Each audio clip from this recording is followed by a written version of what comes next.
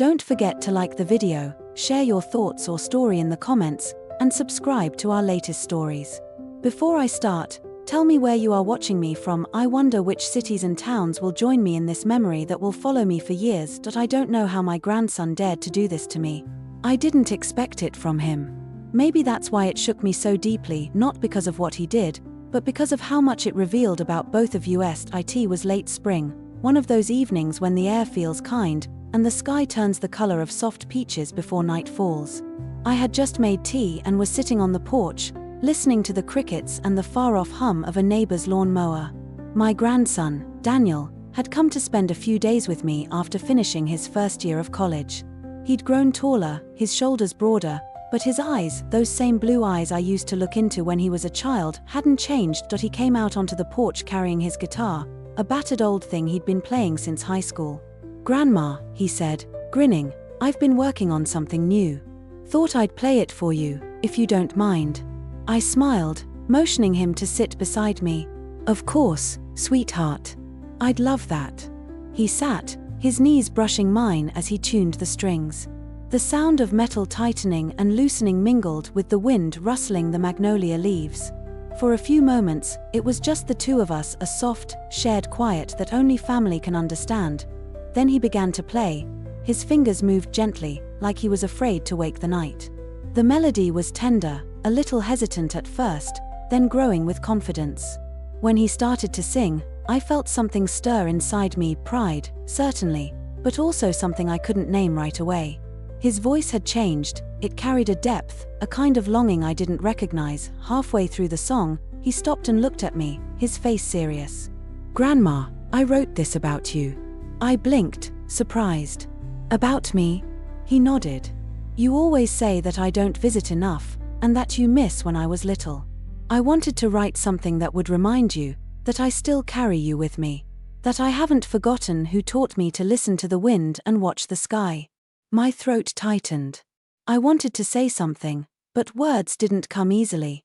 It's strange, you spend years raising children, watching them grow, then you blink, and they're adults saying things you never thought they noticed. He finished the song, and I clapped, but softly, not to break the spell.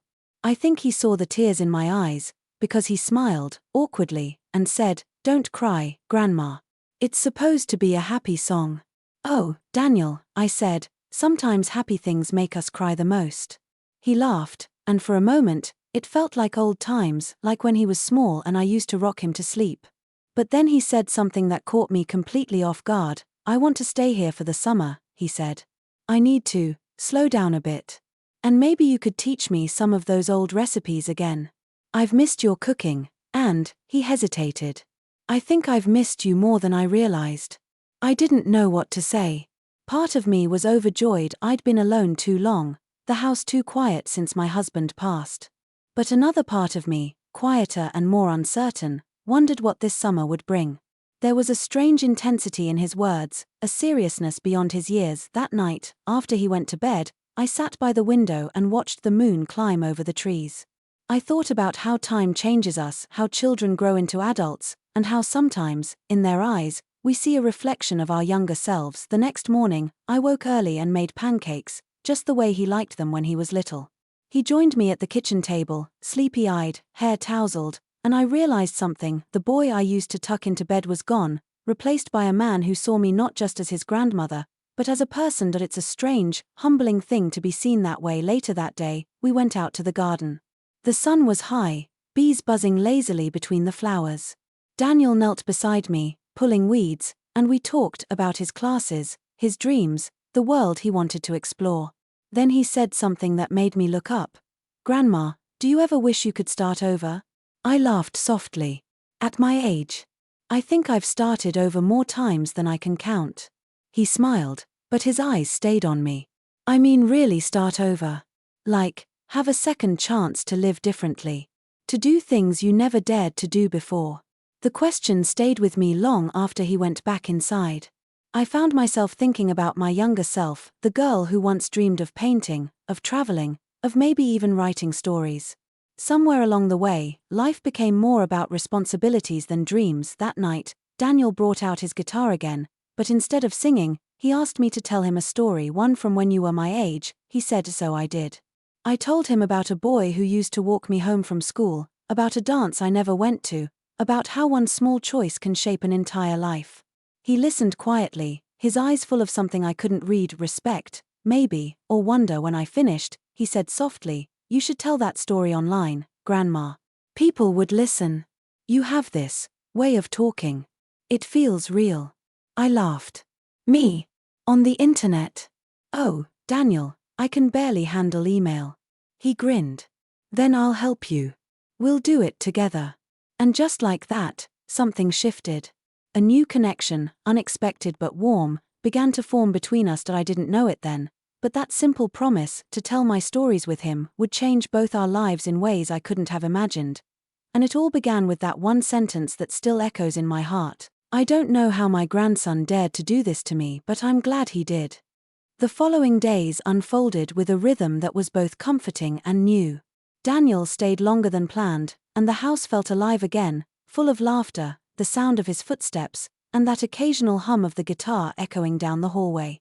I had forgotten how much energy a young adult brings into a home. It's like the walls themselves remember youth and respond with a kind of quiet joy. One afternoon, we decided to tackle the attic. It had been neglected for years, dusty and filled with forgotten boxes. I wasn't sure what prompted him, maybe curiosity, maybe the need to see the past through my eyes. We pulled down the light, and it cast long shadows across the rafters. "I love seeing old things," Daniel said, brushing dust off an old wooden chest. "It's like uncovering stories that don't want to be forgotten." I smiled, remembering the countless afternoons I'd spent up there as a child, imagining adventures in the dark corners, letting my imagination run wild. We opened the chest together. Inside were letters, photographs, and trinkets from decades past, some from my own childhood, others from my parents and grandparents. He picked up a faded photograph of me as a young woman, laughing on a summer day, my hair braided and sun-bleached. "You look happy," he said softly. I shrugged, a little embarrassed.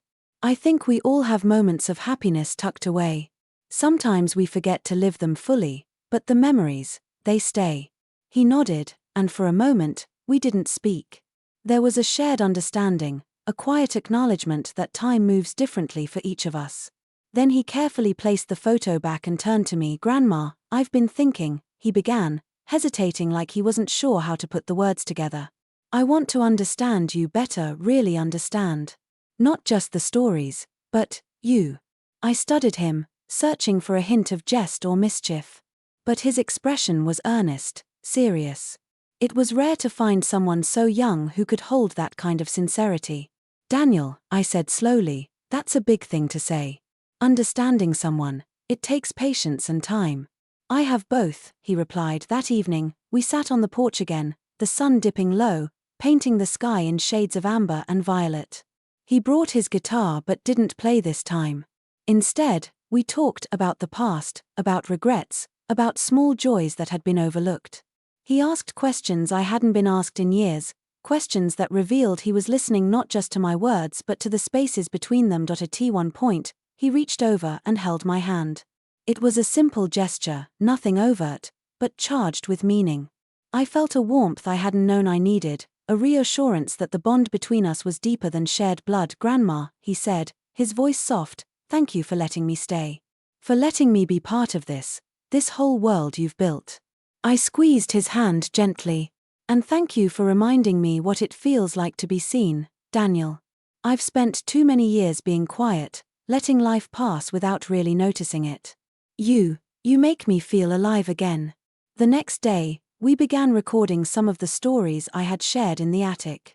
Daniel set up his laptop, arranging microphones and adjusting the lighting. "You have to see this, Grandma. People will connect with your memories. They'll feel the same way we do right now." I watched him work, amazed by how naturally he navigated the technology, how effortlessly he translated my hesitant words into something beautiful and clear. And as I spoke into the microphone, recounting my younger days, I realized something profound. It wasn't just the stories that mattered, but the presence of someone who truly listened. Later that evening, as we reviewed the recordings, Daniel leaned back in his chair, eyes thoughtful. "You know, Grandma, there's something powerful in vulnerability. People will relate to it. They'll see themselves in you. I nodded, understanding exactly what he meant. There's a kind of courage in opening your heart, in letting someone witness it fully. And Daniel had given me that courage, simply by being there, by choosing to stay that night. I lay awake thinking about the unusual closeness we'd developed. There was a tension in it. Yes, the awareness that we were discovering new sides of each other, that emotions were more vivid than before. But it was a good tension, a kind that deepened trust rather than threatened it to be. By the time the morning came, I realized that life had shifted quietly but irrevocably. Daniel's presence had pulled me out of a long, muted existence and into something richer, something that reminded me of the joy in small moments, the importance of being truly seen, and the incredible bond that could form when love and respect guide an unexpected friendship. And in that realization, I found myself wondering how far this new closeness might go, not in a way that frightened me, but in a way that excited me, because sometimes, the heart has to stretch, just a little, to make room for something entirely unexpected, something that could change the way you see the world, and yourself. By the middle of the summer, our routine had settled into something gentle and unhurried. Daniel and I spent mornings in the garden, afternoons with stories and recordings, and evenings on the porch, letting the world drift by as the stars slowly emerged. The house, once quiet and still, had become a place of shared discoveries and subtle revelations. One particular day stands out vividly in my memory. The sky was the soft, promising blue of early morning, and the air carried the faint scent of jasmine from the garden. Daniel suggested we take a walk down to the old creek that ran behind the property. I hadn't been there in years. Life had a way of keeping me tethered to responsibilities, not adventures. I remember when you brought me here, Daniel said as we walked, the gravel crunching under our feet. I think I was maybe 8 or 9. You told me stories about the fish and the frogs like they were magical creatures.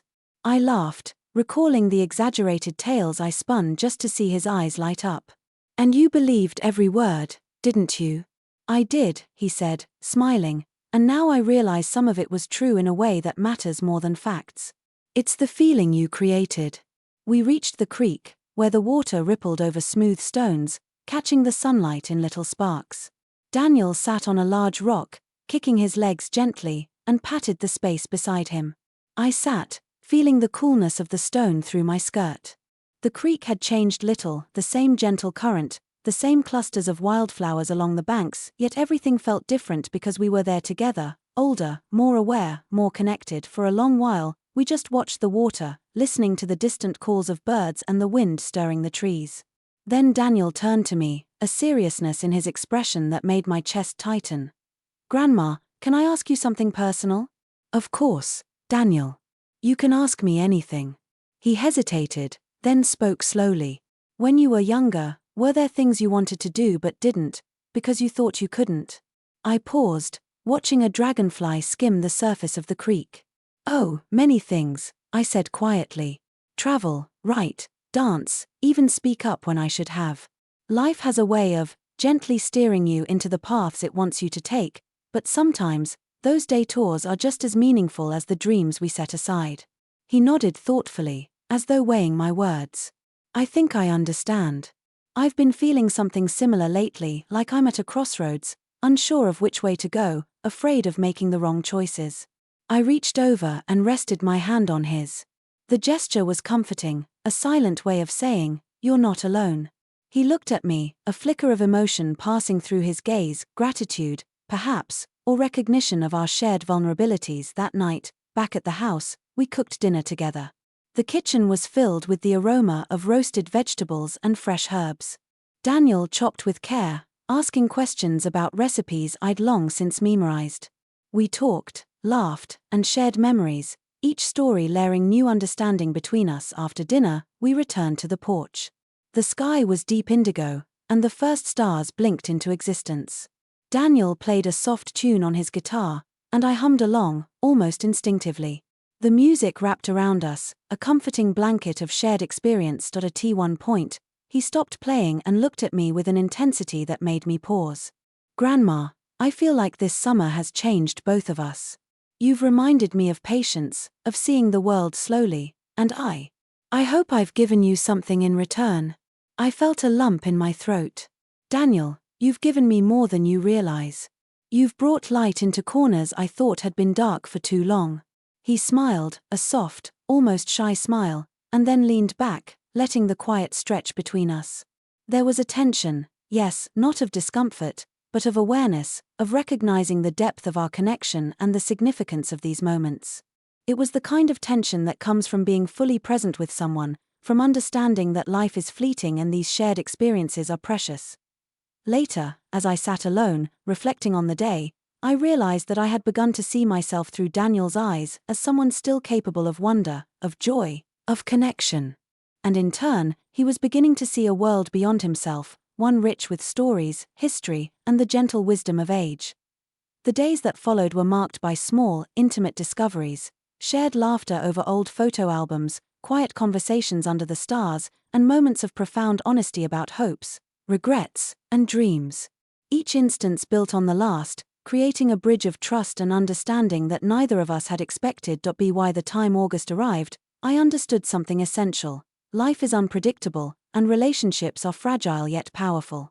They can surprise you in ways that leave you changed, sometimes with a clarity you never anticipated.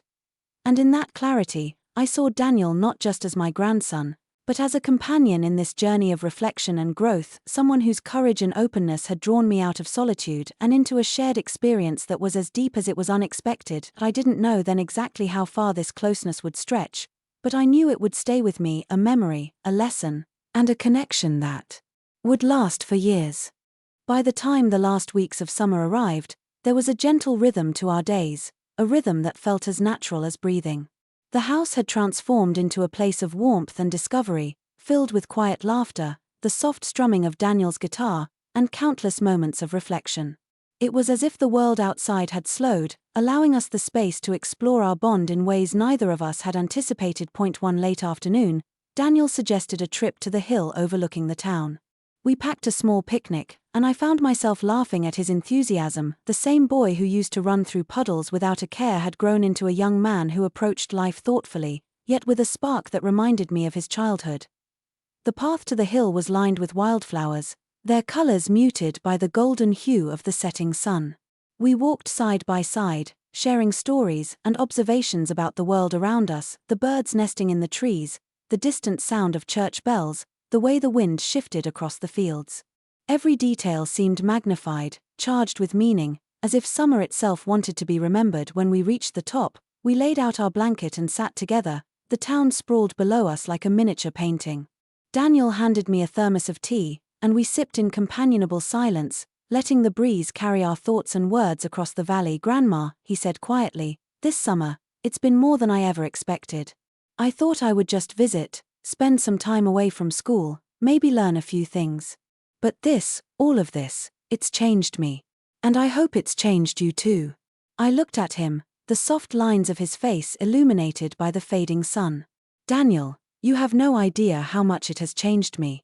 I've spent so many years moving through life in a quiet rhythm, thinking I was content.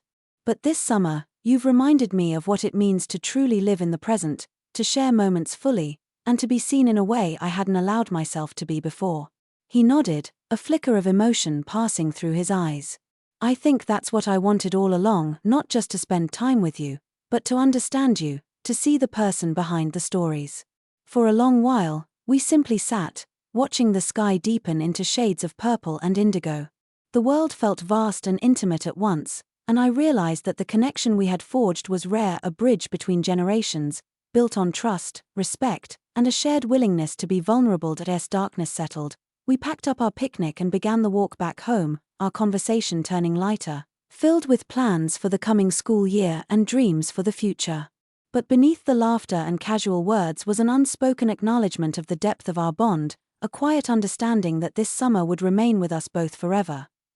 That night, as I prepared for bed, I reflected on the journey we had taken together, the stories told, the songs played, the quiet moments of honesty and discovery.